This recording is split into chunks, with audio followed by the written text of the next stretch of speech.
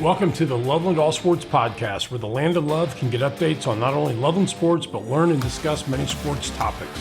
Shoot any ideas you want to lovelandallsports@gmail.com, and be sure to follow us on Facebook at the Loveland Sports Guy. Loveland All Sports Pod is sponsored by Meredith DeWitt of Brittany Fritz Realty, Loveland's #1 boutique brokerage. Contact Meredith for any of your real estate needs at meredithbfteam@gmail.com. Episode number 7 is a real treat for any football fan, especially old school Cincinnati Bengals fans, where we get to talk with one of the best nose guards to ever play the game in Tim Krumrie. He is a Wisconsin legend in the College Football Hall of Fame. He is a Bengal legend who played for 12 years and then was an NFL coach for 15 years.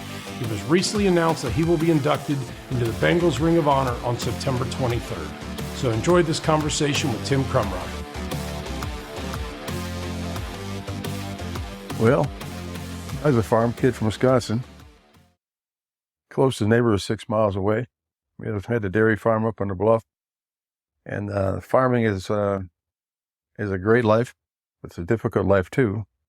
And it's very hard, meaning your daily routine would be up at 5 or 4:30, do the chores before school, get on a school bus, come home, do the chores again, and go.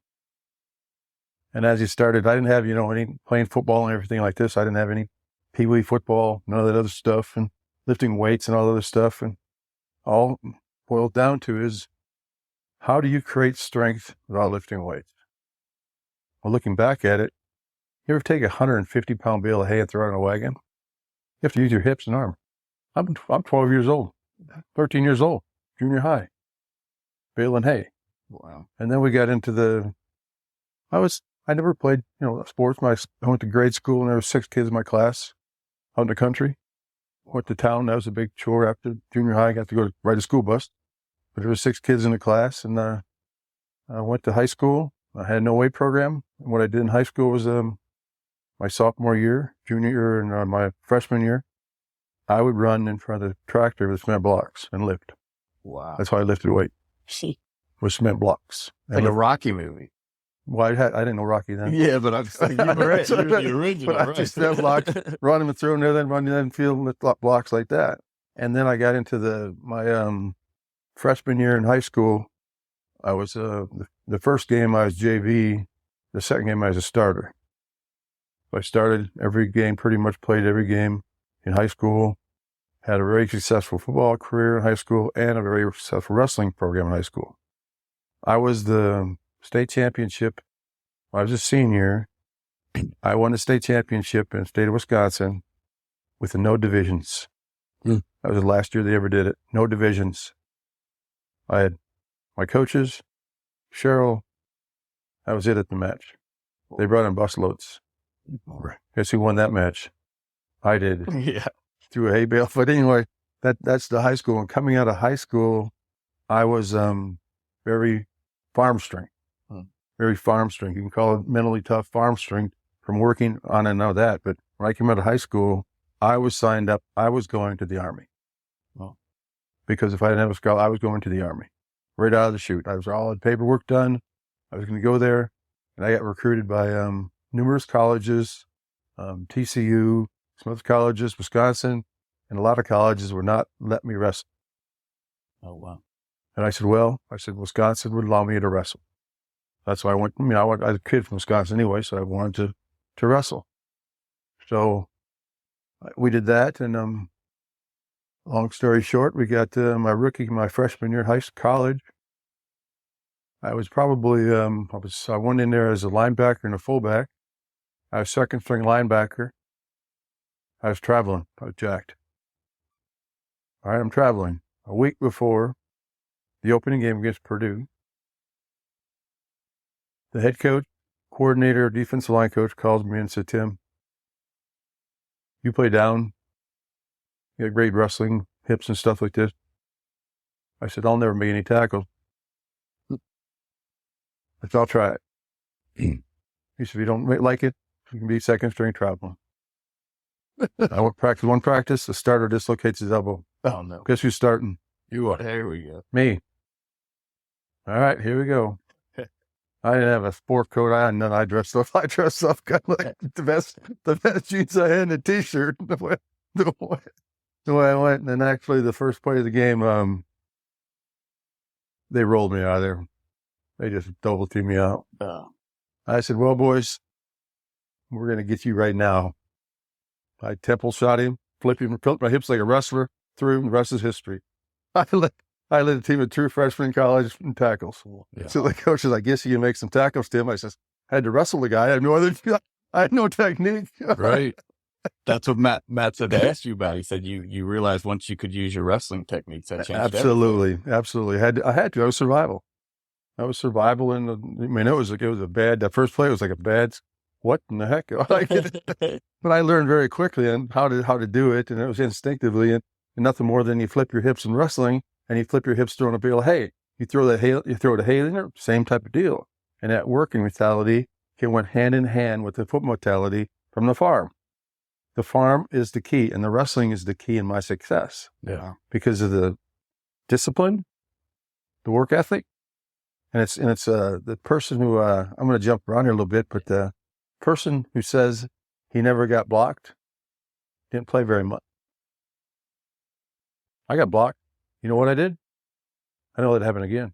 Yeah, it's going to happen. You were double and triple teamed. Pretty much every player. Right. When I played, but actually then I had a successful college career. There's a lot of stats, but there's one stat that I'm going to not jump around, but it's going to get into the end of the whole speech here a little bit, is when we played at college football, I believe Michigan is ranked number 1 in the country. We beat them. Well, I think you cannot play defensively, a nose tackle defense, unless you get a nose tackle. You just can't do it. Yeah. You can, the other positions, you can, get along fine. But if you don't have a nose tackle, because everything is built off of unders and overs and what have you, and the only thing that isn't is pass rush. Right. Well, I kind of hard to rush 2 guys. I didn't check. Well, but I look at the stats, and you had a school in 1981. You had 135 tackles, which is a record for a lineman. And you had college or pros? Wisconsin. Okay, yeah, got it. And 444 tackles is the most in Wisconsin history for a defensive line. I mean, it's coming from a center who played in the Big Ten. I mean, similar to what you're saying, Coach, as a center, you come up and you always have to, we call it Bob and Fred. So if I was sitting there at the nose guard and he was at a zero technique and I had called a Bob, that means I want the backside guard to help me. If it was a Fred, I want the front side guard to help me. But the defense doesn't know where we're running the ball because that came out of the huddle. And I can imagine what they were like playing against you. I mean, it's pretty funny. I joke about, there's not going to be, for the fans listening, there's not going to be any one-on-ones today between an old center and old nose guard. So don't get excited about that. But I can't imagine what it was like having to block you after you got established. It had to be pretty fun. Well, I had a lot of my fundamentals so sound, and it's called pummeling. I could never be blocked. Center, somebody have their hands inside. So what? I'll roll you and pin you. I'll roll that hand inside and press it, and I got you. Yeah. Play side push and roll the other side. Done. That's a pummeling exercise from wrestling. Wow. I taught that when I'll get into the coaching the pros and other stuff like this, but actually, if somebody got a hold of me, so what? I'm coming underneath that post arms, play side, roll arms to backside, and push and pull right around the corner I go. That was the wrestling thing. That's called survival. And Chuck knows as well as I do, I was a true geek on watching tape. My head coaches, Chuck Studley was one of my first coaches that came in. Remember Chuck? And Chuck was one of my first coaches. And I said to Chuck, what are you looking at on the film? I have no idea what I'm doing. You're calling the darn plays out. He says, well, you're a farm kid. You're always in. He goes, you're in the facility before anybody even gets up, lifting weights and doing other stuff. I said, yeah, that's the, farm, get up and go do your stuff. You're right. And he goes, come up and I'll teach you how to watch tape. The eye of the sky don't lie. So anyway, He said, I will put every play on to the left, a run. It was a lot more running down than I played. And I would make that a point on the pros. And that's a whole different story. But anyway, he said, let's put every player. Watch that split. Watch that split left. Okay, now go the other way. What's the difference? One's tighter and the other one's further away. Tight as a rub double. So you start Imagine that. The reason why my nose bled too. So anyway, put my helmet up a little bit like this. I got you, boys. So I'd sit there before the players get the thing and go over and over and over and over. Then I go to run pass. Stay there in the same stance. Where is that offhand? On the thigh board. If it's on the thigh board, it's a pass. If it's on a knee, it's a push. Run. They got to come down here to push up. They come here to come up. I said, I got you, buddy. Tear up. Let's go. And I'd study that over and over. I'm not cheating. I'm not cheating every play, but I'm telling you what, I'll get 80%. Back then, I could get away with it. Now I can watch tape now because of the mannerisms of the player, which is key. And when I played pro, I was really a fanatic on watching your opponent on doing things like that. But there got to a point that I could pretty much call it all the time because a couple of guys that played against me, they would say, "Why? How did you know the plays for it even happened?" Hand was on the thigh board. Hand was on the knee. I'm not telling you. Right. They're like poker tells. Yeah, it's like playing a play. But it takes time. It's not like you just come in and get it. Right. And then another thing is, like I got the reports now, and when coach here, they did it by hand. They wrote out the plays by hand. Right. So let's say you're going to Dick LeBeau is one of my good coach, very fantastic coach. He'd do it by hand, but he'd say, okay, here's this formation, and here is 10 runs to 2. Oh. There we go. I got 10 runs here. I'm going to go that way. I'm going to guess it. I don't care. Yeah. I'm batting pretty good there. So I'd studied. You can't win in a game. You got to still beat your guy. Mm-hmm. But it still has to have the edge. Yeah. But I still had to beat my guy and have the edge, but be in that study. And then actually when I started coaching, I gave that to my players, but we'll get into that a little bit later. But as far as my play goes, the reason I had successful in college was the wrestling mentality, the work ethic. Then I went to the pros. It kind of carried over. Mm-hmm. And then when I went to the pros, my thing was I was too short, too light, and too slow. Yeah, I guess that. Too light, too short. That's what 235, 240 coming in. And so I think you proved them wrong. Huh? I think you proved them wrong, right? If I look back in the college career, All-American 81-82, All Big Ten 80-81-82, co-captain 82, finalist for the Lombardi Award in 81, started 46 games on defense your entire career. And also you finished 5th in the Big Ten wrestling meet as a sophomore. And of course that led to the College Football Hall of Fame. So that's absolutely great career. But let's transition more to the Bengals. Were you hoping to play in the NFL?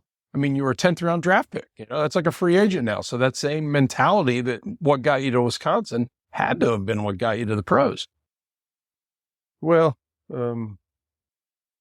story goes is, I was never a numbers guy as far as your measurables, height, weight, all that stuff coming out of college. That is so big. 40s, all that stuff. That's fine and dandy. That's all great. Put on a tape. How do you play? That's number one. Yep. How do you make player? And that's what I could do as a rookie coming in. They signed me. I had a 10th round pick.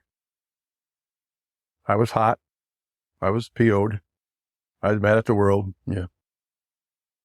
First, I ran over the field like a guy with his head cut off. Every practice, no nonsense. Day one, I proved to myself the first training camp I was here to stay. That's awesome. I'm not going anywhere. There's certain drills that we did, and I'm gonna say the drill. You're probably gonna say it too. The Oklahoma drill. That's exactly what I was going to say. 100% what I knew. I knew you were going there. There happened to be the guy named Dave Remington, number 1 pick. Yep, You can Nebraska. say it because it happened. I was not getting a turn, and actually, Glenn Cameron and Jim LeClaire took me underneath their wing early. So I always had a cowboy. He said, "We love you because they don't get on us. We like playing behind you." So I'm standing next to Jim LeClaire. They're doing the Oklahoma drill, and I didn't get a turn. 4th grade was the coach. I didn't get a turn. Didn't get a turn. I said to Jim LeClaire, I says, "I'm cut. I didn't get a turn. Hold on. Here we come. 4th. Cowboy, get up there. It's Remington. Let's go." Took him over backward. Threw a couple of haymakers. 4th grade jacked me, pulled me off. Go again. Did the same thing. Go again. Did it 3 times. Walked off the field. 4th looked at me and says, "Good job, kid." I go, "What does that mean?" He goes, "Keep up the good work." I'm not going to say some other stuff he said, but he said, by that performance, he said, "You proved to everybody that you're here to stay." Yeah. And that was probably my thing. And actually, when I've been interviewed by a lot of people this past week, but the players that I practiced against, Max Montoya's, the Munoz's, all those guys I practiced against. It was an easy game. Sure. You're practicing against the best. I practiced against the best. Yeah. It's an easy game. But when I practiced, there was no half speed. I don't have a Friday tempo. It was wide open. And so that was after my rookie year, I was splitting time with Jerry Borowski. I say Jerry Borowski. And we're playing, so he'd play one series, I'd go to the next series, rotate series. And I said, we're playing the Miami Dolphins against Dwight Stevenson. Dwight Stevenson, All Pro, very good center. And Jerry takes the first series. I come off, I said, "Jerry, what he's doing to you?" "Anything he wants. Go get it." No. Anything he wants. That's your opportunity. Actually, after my second, third, we had some major brawls. He's a heck of a football player to play against. But I had so much fun in practice and so much fun playing. Everybody says, practice was so hard. What do you mean hard? That's like a party. You go out there and sweat, hit somebody every day. Right. I like practice, and I was a true player that when I would play a game, no matter what the game was, win, lose, or draw, it's an all-day sucker. Wow. They know I came to play because I would go wide open. Actually, I was calling myself the old diesel is when you start in the wintertime? It clumps, and it gets warm. I don't get warm to the third quarter.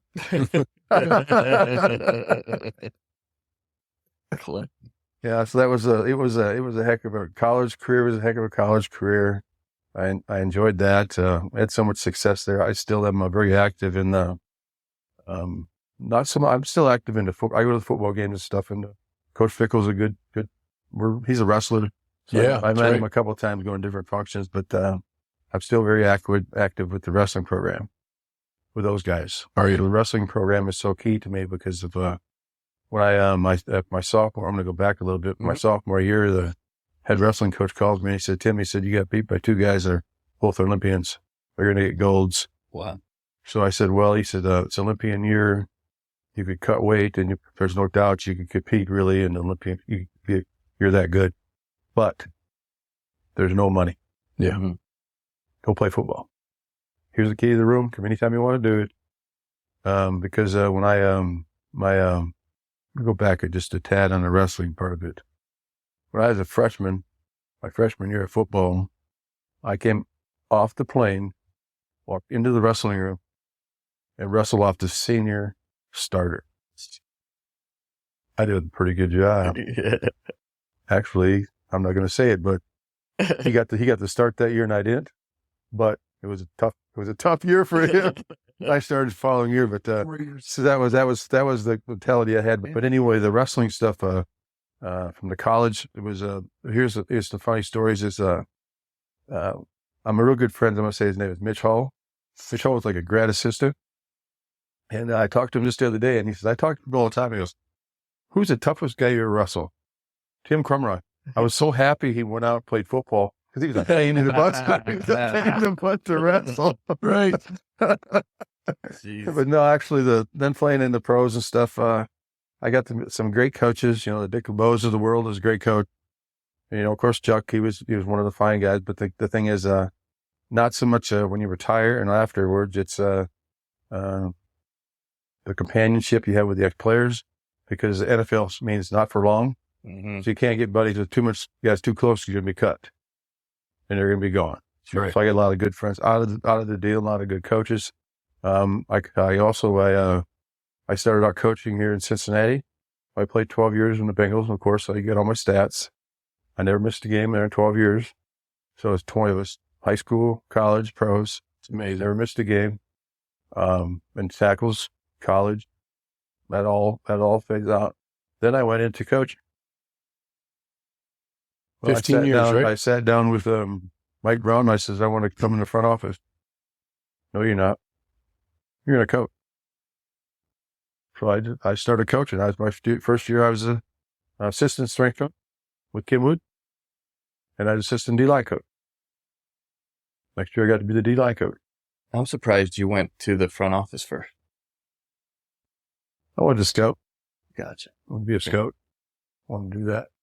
But actually, I got the opportunity to scout enough when I coach. Yeah. Because that's you have to go scout your players. And what I would do is I am known. I ended up coaching, playing 12 and coached 15 years, but I was known across the United States of picking the best players there was in the country. Reason why? I checked their balance out by wrestling. Yeah.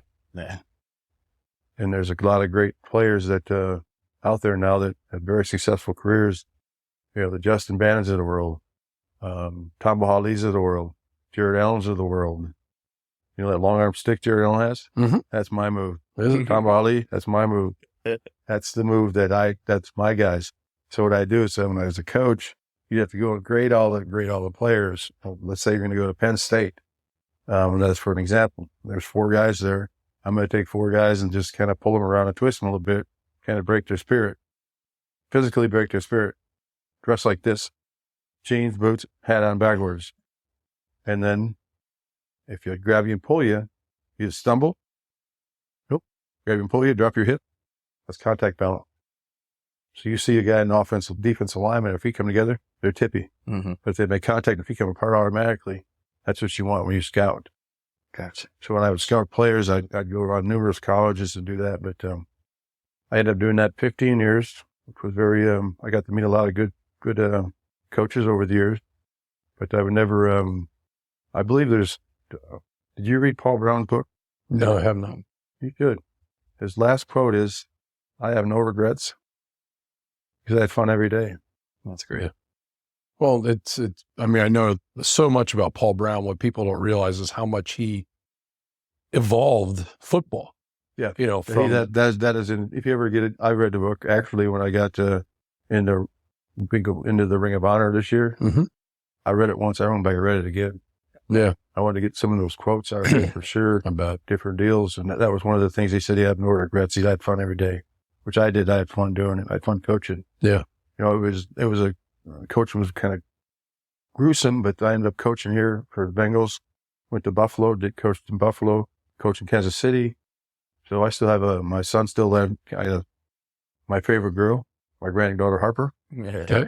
She can't say her Peter. She's ha ha. You got to put that in there too. So Ha-ha. that's Grandpa. Papa. So that's I gotta say that, but they're still in Kansas City. So I still have go to different organizations with a good experience and stuff. But I came back to Cincinnati to be around the people I miss off the field and on the field. I go to all the games here in town, and my wife says for 27 years she had bad tickets. When I come back to town, we're not having bad tickets. Okay. Nancy Brown's right by me. Okay. Nice. So, That's I got great. good tickets. So I buy the tickets too. Don't trust me. I pay my own way. that's Because I enjoyed that. One of the things that I'm going to say is, everybody says, "What's your favorite player?" All of them. I like it. Once you put on a striped helmet, you're my friend. I love it. That's the key. All of them. Yeah. And the one guy that they always, Joe Burrow, there's different things on it. He's an excellent player, but when he was playing at LSU in a national championship, we had number one pick. That kid's got the it factor. Yeah. Well, the character that you had, the So character anyway, that you looked for. So anyway, that was on him, but there's many players and stuff. And so the funny thing is now they're fighting in practice. I fought every day. I did. That's fun. Right. It's like, I fought every day. That was kind of my thing. It's not ruining chemistry or anything like No, that. actually, building it's, Building it. It's building chemistry because actually, if you build, if somebody cheap shots you, it's a different thing. But if you're sitting there, push shoving and doing a little brawling, that's fine. When helmets come off, no. That's bad ball. That's too. And that's I don't like to see that. But unfortunately, I'll go to every practice. I always go to the scrimmages, and the first scrimmage I went to is against the Rams. There's a big fight. Well, I'm standing on the sideline next to everybody. Tape me up. We're going to the dirt. That's the wrestling. Yeah. So the next year, it was the Green Bay Packers. I'm sitting there going, I've seen these guys shoving. Here comes a fight again. So by the time I go to the fight, so I'm going to go against the Colts. Hope there's not a fight. I got a bad track record. It's followed you. It's passing. I got to mention one thing real quick. This is a personal thing, and this is about you, not about me, but it's such a great story. So in the 80s, Tim and I lived on the same street that Tim did. So we lived in Montgomery Town condominiums. My mom and I lived in condos, and Tim lived down the street in Montgomery Town. And it was so much fun when I was, middle school, 5th grade, 6th grade kid, and you were playing for the Bengals. And I got to go down the street selling, basketball raffle tickets or cookie pies for football to raise money. And when I'd ring your doorbell, it would play the On Wisconsin fight song. And I thought that was the coolest thing. I was a middle school football player at that time, and this is Tim Krumrie's house playing Wisconsin. I want to play in the Big Ten. And then you flash forward to like Halloween, and you mentioned your son Dexter, but then you have a daughter, Kelly, correct? Yeah. And Kelly's how old? She's 40. So that makes total sense. So Halloween in 1983 or 84, I'm probably 7th grade, and a couple of my buddies and I decided that we are going to sit on our condo stoop and have a candy bowl. And I am going to dress up as a scarecrow, but like a fake scarecrow. So I've got jeans on with newspaper coming out and straw and a flannel shirt and a goofy mask. And I would lay on the sidewalk and didn't look real. I would just lay like I looked fake. And as kids would come up to get candy out of the bowl, I'd scare the crap out. And this is going on for an hour. And I'm literally remember like it was yesterday. And all of a sudden, here comes a perfect candidate to get scared. This little princess in a pink dress comes walking up the sidewalk. And I look behind her, and you were there. Behind your little princess, Kelly, who I'm, 12 years older than. And I'm going, that's Tim Krumrie's daughter. And I laid there, Tim, perfectly still. And you never knew. You never knew that I was... Played dead. Yeah, I played dead for 5 minutes while Kelly got candy out of the bowl. That's not going to scare her. I'm sitting here now thinking... I still scare people. You scared, but I'm trying to think forward. If I would have scared her, would you have attacked a little 12-year-old? Or you probably would have taught me a good lesson. And I ended up being I wouldn't have attacked you, trust me. You would have thought it was pretty funny. I probably picked you up on my shoulder. I wouldn't have did anything to you.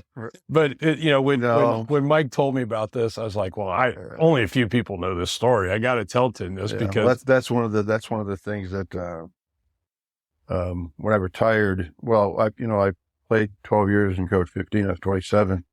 So I didn't really get a lot of time with family or because you worked all the time and stuff. Yeah. So now, they're grown ups, but still they're my kids. Right. So I go see them as much as I can.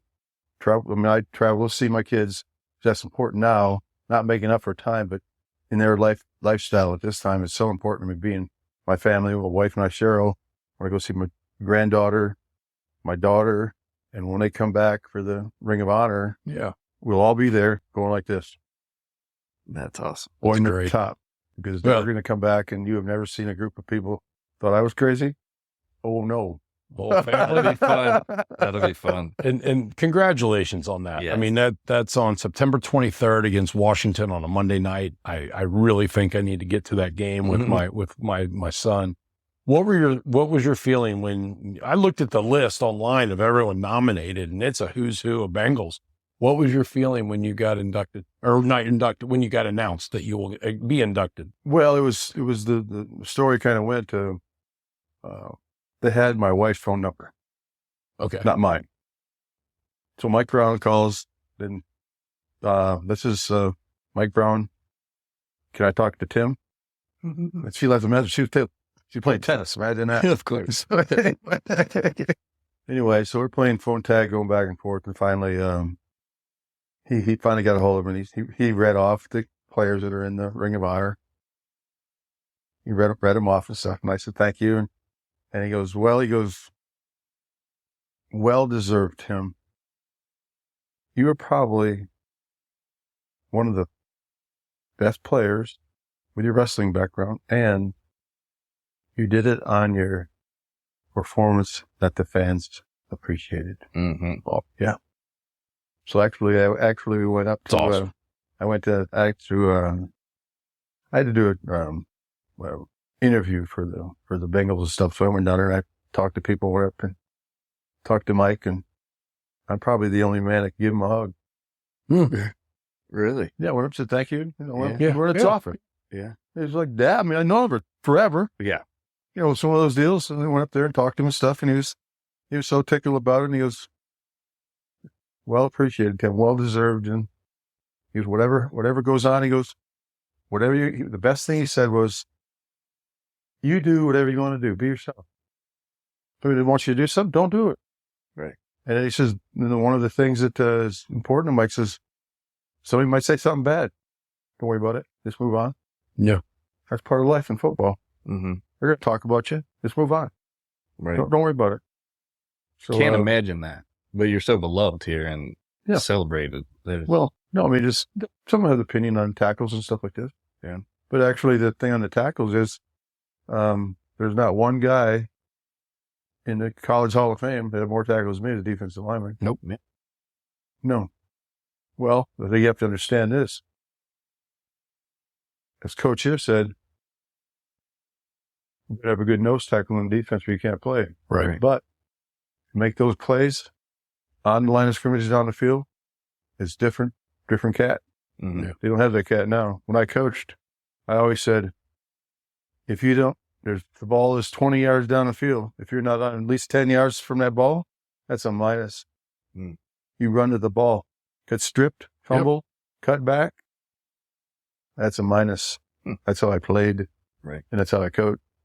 And Mike appreciated that, and the organization. Absolutely, everybody in the organization. Here's a good story. Is when I was a rookie, up in Wilmington, I was a rookie, and there was a Dairy Queen, probably I don't know, just around the corner up there by the college.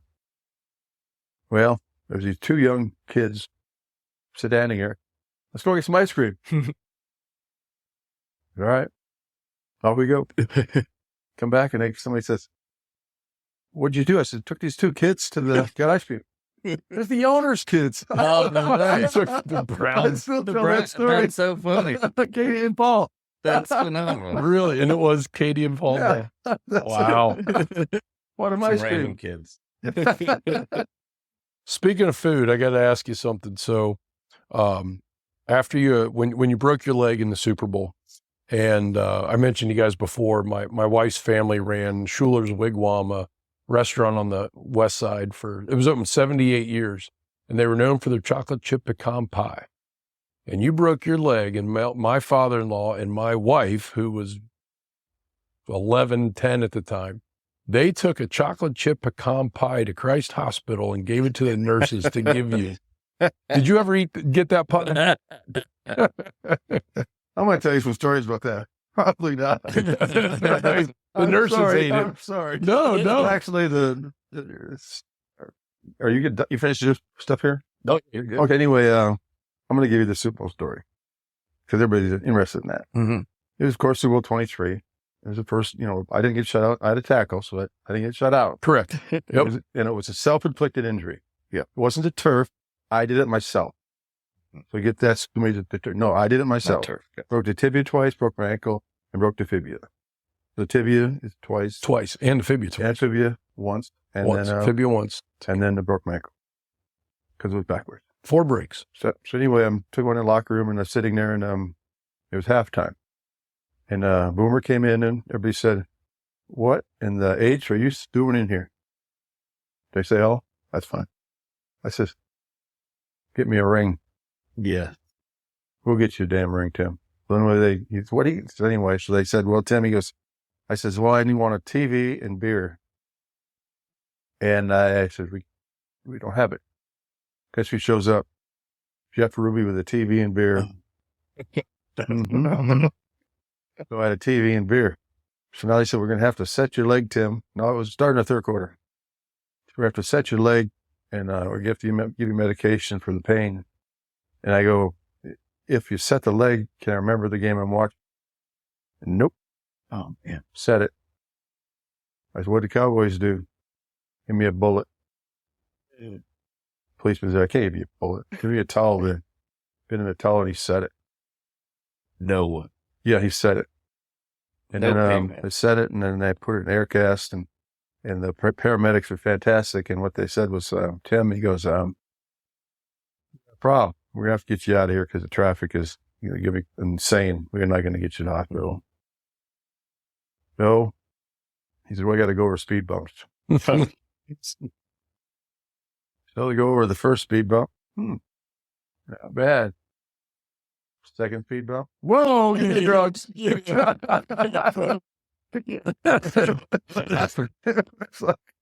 I had enough of that. Yeah. The tough guy was over. Yeah. Tough guy. A speed bump. He Walked finally. He saw the game. Same the game. And then actually they brought me back in a team play and then put me on a food truck Yeah.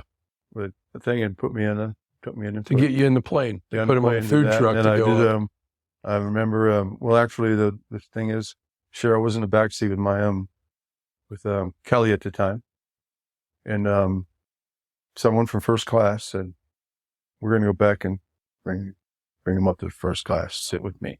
Yeah. So they brought him, they sat with me there. And then we got in the ambulance and there was a parade afterward. Guess who was in the parade? Me and an ambulance, the door back wide open. I was drugged to death. I remember that. Now that you say it, I do remember the picture. I remember that. That's Yeah. great. So actually, then the following year, he went to training. After that, actually, Dr. Michael Welch, he did the surgery on me, and he put a 15-inch titanium nail in my leg. Still have it in there, Yeah. in tibia. And there was a 4-inch piece that was broke, and then there's 10 fractures around it. But they put that nail down through there, and that healed up. And then in training camp, I would practice and train in the dark with a flashlight at night with the doctors, nobody around. Wow. Nobody knew that. Walk steps with a flashlight with the doctor. And the final evaluation was, they said, "Tim," he said, "we want to clear you for the first game. We're going to do some football drills, but we don't." I said, "Okay, this is what we're going to do." But one man that I trust with his opinion, Dick LeBeau, I want him to come down. If I can't play, I won't play. Mhm. If he says I can play, I can play. See, I went up to his room and said, "Can you come down and do an evaluation?" He said, "Yep." He looked, did it. He goes, "He's good to go." Walk off. He goes, "We'll take care of you." Nice. Know what he did? Called a tough technique. Right backside. Slow him down because I couldn't pick up that leg like I should. You saw that. Putting a technique in for me. The rest of the history after that. Wow. But, that was one of the things actually, just like this man here, Dr. Michael Welch, just at his house a few weeks ago. He's like a best friend of mine. He said he lives in town still. And He's got a condo in town. And he's got a place up in Lake Michigan. We were just up in Lake Michigan with him. Oh, nice. He said, we got that bond. We got that bond because he saved my life. Yeah. It wasn't for him doing that surgery the way he did it. And actually, a lot of people wrote me off with that. But once again, the old cowboy lived and making a bust me. And if I'm doing the math, you played another 5 years, right? 5 years on 89 to 94. Yeah. So it wasn't like you just came back just to say I could. No, I still was have to do it. I mean, it was one of those things. Actually, one of the training thing is, and I'll say it, is it's called acceleration training. My first year I did okay, but then I went to a high performance training center up in Fargo, North Dakota, where Jim McClare trained, with a 15-inch iron nail in my tibia. I run 21 miles an hour on a treadmill. What was that? $6 Million Man, right? Remember the TV show? You got better. I got 2 artificial knees too, so my left leg. Oh yeah, you're really Bored. $6 Million Man, maybe 3 million. But that's some of the stuff on the you can. That story a lot of people don't know about because of the mental toughness and adversity you have to have to do something like that. Uh-huh. And have a lot of people who are naysayers to say, "Hey, that's impossible. You can't do that." Well, why can't you do it? And I had a good supporting cast, around me, with physical therapy people and stuff. And one of the things is, I'm going to repeat my Dr. Michael Welch's comment. He said to me, he says, "I owe you an apology. I didn't believe in you." I said, "What? You told me you could heal through your brain. Mentally, talk to your leg and heal. You proved me wrong. You did it." Wow. And it happened. Yeah. So that was one of those things that it's freaky, but it happened. And he was an unbelievable heal. That wasn't supposed to happen. So that's great. And you hear people doing that now. Mentally, the other challenge, people get sickness or, cancer, and having that positive mindset. Your mindset, anything is, I'm not a doctor and stuff. You just my story is my story. Mm-hmm. I'm not going to give you medical terms on anything. I'm not a doctor. I'm not phony. This is what I have. I had my knee replacements. They get you up pretty quick and walking and stuff like this. And I was very humble because my wife would say, "You're a miserable SOB. You can't do what you're supposed to do." Right. So I said, "Well, we're in Steamboat Springs, Colorado, where I train in that's a whole different story. Anyway, I used to train altitude. That's where Olympians train." So, we went up to gondola and I said, "Well, I'm going to walk down and then we're going to go to the doctor. I'm going to have one more hurrah and then we're going to go see the doctor." So I ran down all the way down the mountain. Didn't walk. Ran down, went to the doctor down in the Vail Clinic and down in Vail. And he sat me down. He said, "Well, Tim, they're both shot. They got to be both replaced." Yeah. This is, I don't know, I can't remember. Probably the dates are up, but that's okay. This is like on a Wednesday afternoon. He said, "Well, how about Friday at 8 or 9 o'clock? The next 2 days. Let's turn around. Because if I let you go, your personality will never come back." And he said, "We're going to do both at the same time." I go, "You said, what? No. If you get one, you don't even come back." Yeah. He said, "Because you have enough strength to get up with your arm that's the key. If you can get out of, right. Get walking soon." So he did it. It's the best thing he'd ever done. I coached on him in 9 weeks. Did you? Coached on him in 9 weeks. Yeah. Yeah. Because actually they get you range of motion and stuff like that. But, that was one of also the things on the mind over matter type of deal. Mm-hmm. Right. I'm really going to be, but, that's a great reminder. Yeah. How many, if you, with the current state of the NFL being such a pass-heavy offense, how many more sacks do you think you'd have? Do you think you? Well, you guys can do. I've been asking everybody for research on it. It's probably 30 to 70 now. You got to help me with the stats because if I say the wrong stat, Yeah, we'll figure it they'll be a jet. I mean, they'll say, well, that's how people are. You say something like that. They're looking for you to make Yes, this yeah. Like, right. See that? What this is? Oh, that's a Seinfeld thing. Yes. It's not this. It's this. Right. So anyway, now it's probably 65 to 40 or right around that range because everybody looks it up different on that type of thing. But if I had, well, first of all, is the position I played to have 30 seconds. That's hard. You double teamed every time. Absolutely. So now you line up half man and go. You're already you're half there. So anyway, that's how the defense is played different, and they get more turns now to play the sacks. I'm not going to say how many sacks that had, but I just say now the guys, hey, if you want a number of stats and tackles, go ahead. I'll match any way you want to match. So far as production and stuff like that, but that was one of the things that I can't. If I said the wrong thing, but nowadays, I'd just line up and go. Yeah, I'd react to the run. Well, back when you played, we didn't have the defensive lineman turns like they have, which it's, being an offensive guy, I always joke on that. Oh, they're so out of shape. They got to take a couple plays off, bring in another group in here. But you know what I did? You stayed in, probably. Stay on the sideline. Don't even come in. Yeah. I'm taking all 60 snaps. Yep. 60 snaps was a good game for me. Yeah. 60. It's amazing. Yeah. That's quite a bit. Yeah. Yeah. Well, nowadays it's the rotation. It looks like a hockey game anymore with the line changes with the defensive line running in there and you got fresh legs. And I was the best. I was the funniest guys when I coach. I'd always go and say, okay, guys, all right, what can you do good at? I'm a good pass rusher. All right, show me your pass rush move. What do you got? That sucks. Do this. I can play the run. No, you get rolled out of there. Your technique is poor. So actually, when you scout the guys and you'd say, show me what you have and go from there, other than just say, do this, because some guys can't play the run with a dart. Some guys can play the run with it. Good. That's when the rotation always comes in. Now, if you got, let's say you get, you've seen it, let's say one of our best defensive tackles here gets hurt, down. The next guy is here.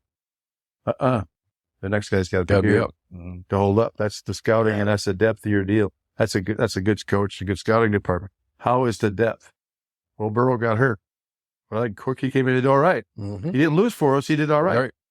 Now, same thing. Every position has that backup. Somebody goes down. He's got to be. He might play the run good. You can't play the pass for this shit. There's your other piece over here.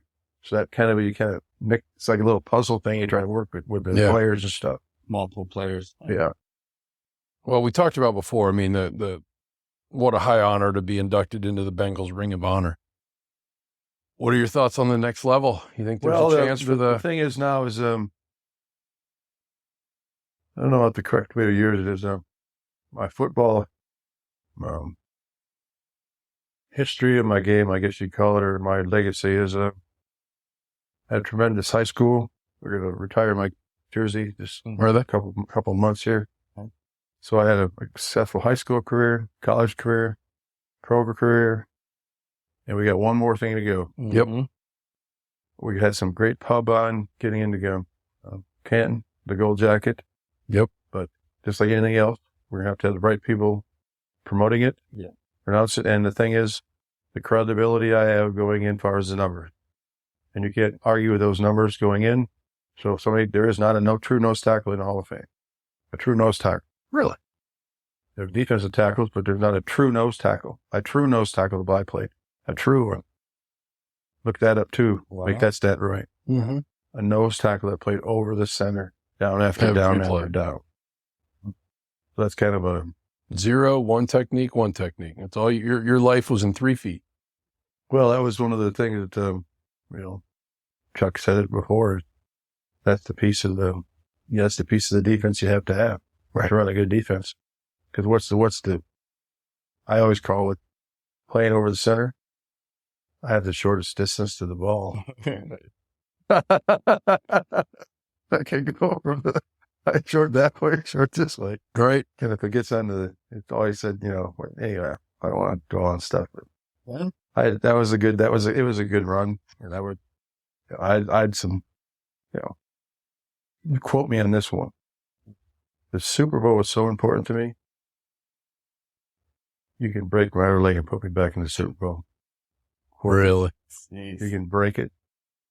It's that important. What an experience. You can break it. How many people have never been to the Super Bowl? 99.9% of the population. Now here's a number that you should look at.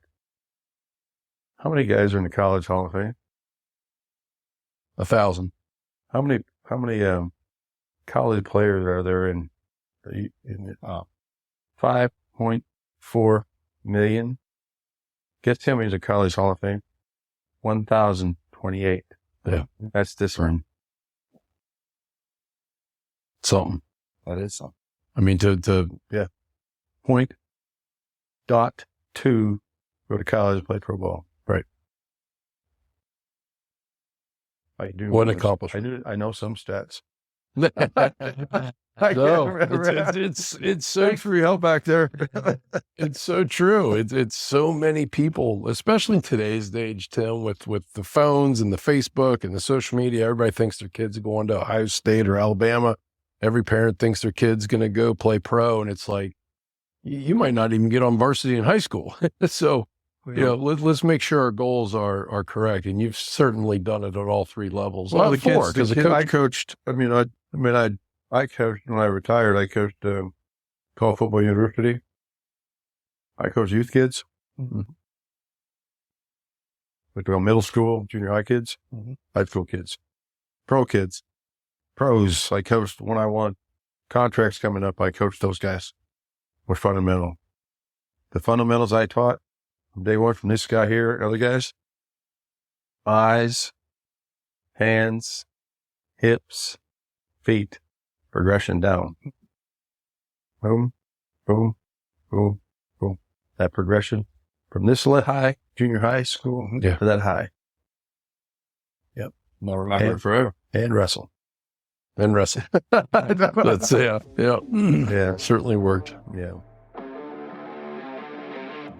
This episode is sponsored by Cappy's Wine and Spirits in downtown Loveland. Tap room, bottle shop, meeting place, great music, gift ideas, and just a traditional watering hole. Cappy's August band lineup is out, and they also have numerous fundraisers scheduled, so come out and enjoy the last month of summer. What a great time that was, getting to meet a Bengal legend and talking a lot of football.